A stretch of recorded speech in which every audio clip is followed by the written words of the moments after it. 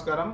ఇప్పుడు రాజకీయాల్లో నిజమేది అబద్ధమేది ఇవేవి లేవు. చాలా క్రెడిబిలిటీ తగ్గిపోయింది రాజకీయాల్లో. ఆంధ్రప్రదేశ్లో కానీ తెలంగాణలో కానీ ఒక అబద్ధాన్ని ఒకసారి చెప్తారు, 2 సార్లు చెప్తారు, 3 సార్లు చెప్తారు. పదే పదే చెప్పి అబద్ధాన్ని నిజం చేసేటటువంటి ప్రయత్నము, అమలు కాని హామీలు ఇవన్నీ ఇప్పుడు అమలైతే అని చెప్పడము, నమ్మించడము, ఇట్లాంటివి సోషల్ మీడియాలో కానీ ప్లాట్ఫామ్స్లో కానీ అన్నిట్లో కూడా వాడుతూ ఉన్నారు ఈ కూటమి వాళ్ళు. సూపర్ 6 లాంటి హామీలు ఇప్పుడు సంబంధించి ఇట్లాంటివి అన్నీ కూడా అదే యూట్యూబ్లో వేదికగా, అదే సోషల్ మీడియా వేదికగా ఇవన్నీ పథకాలు ఇచ్చినటువంటి ప్రచారం కొనసాగుతూ ఉంది.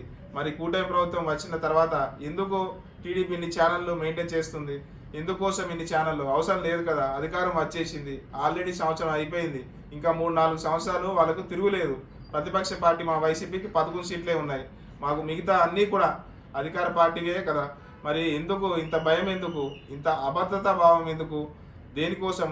దూరదృష్ట అదే కదా. ఇప్పుడు మీడియా రంగంలో తెలుగు మీడియా మొత్తం ఉన్నటువంటి తెలుగు మీడియాలని ఒక 10 లెక్కేసుకుంటే ఆ 10లో 8 టీడీపీ హోల్డ్ చేసి పెట్టుకుంది. మిగతా ఆ రెండిట్లోనే మిగతా పార్టీలన్నీ కొట్లాడుతూ ఉంటాయి. అంటే ఎంత ముందు చూపు ఉంటుంది. అదే ప్రజల్లో సేవ చేసేదానికి ఉండదు. ఒక ఈనాడు కానీ, ఒక ఆంధ్రజ్యోతి కానీ, టీవీ5 కానీ, మిగతా ఛానళ్ళు, పేపర్లు ఇవన్నిటి ఎట్లా టీడీపీ ముందు చూపుతో హోల్డ్ చేస్తూ ఉందో, అధికారం లేకపోయినా కానీ వాళ్ళకి ఇప్పుడు అన్నీ సహకారాలు అందిస్తూ ఉంటాయి.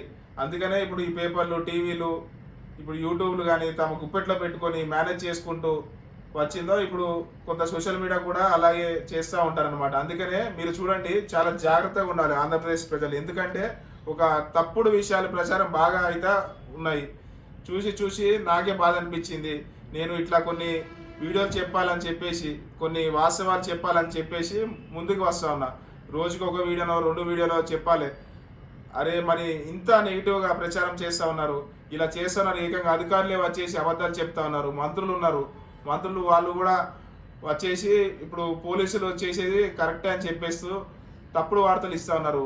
ఒక తప్పుడు విషయాన్ని ప్రచారం చేసి దాన్ని మళ్ళీ కొన్ని యూట్యూబ్ ఛానల్లో, కొన్ని ఇప్పుడు మీ టీవీ5 కానీ, ఇప్పుడు ఏబిఎన్ కానీ, ఈటీవీ ఛానల్స్లో ప్రచారం చేసేది కరెక్టే అని చెప్పేసి, ఇలాగే ఉంటుందని చెప్పేసి, దీనికి రాజ్యాంగం అవసరం లేదని చెప్పేసి, రూల్స్ అవసరం లేదని చెప్పేసి, ఏది అవసరం లేదని చెప్పేసి అన్నట్లుగా వాళ్ళు ప్రచారం చేస్తూ ఉన్నారు. ఇవన్నీ చూసి కొంత బాధ అనిపించే నేను ఇప్పుడు మన రాష్ట్రం, ఆంధ్రప్రదేశ్ రాష్ట్రం సంబంధించినటువంటి వీడియోలు చేస్తూ ఉన్నా. ఎందుకు అంటే కొన్ని వాస్తవాలు చెప్తే మన స్థాయి మేరకు, మన స్థాయితో ఇప్పుడు మనం రోజుకి 1-2 విషయాలు చెప్పినా, ఒక విషయం ఇప్పుడు 2 వీడియోలో చేసి చెప్తా కానీ సరే, దానికి కొంతమంది అన్నా కానీ వాస్తవాలు తెలుసుకొని ఇప్పుడు అది మనం చెప్పే మాట ఉద్దేశంతో కొన్ని ఇప్పుడు టీడీపీ కూడా కొన్ని ఛానల్ పెట్టి చేస్తూ ఉంది.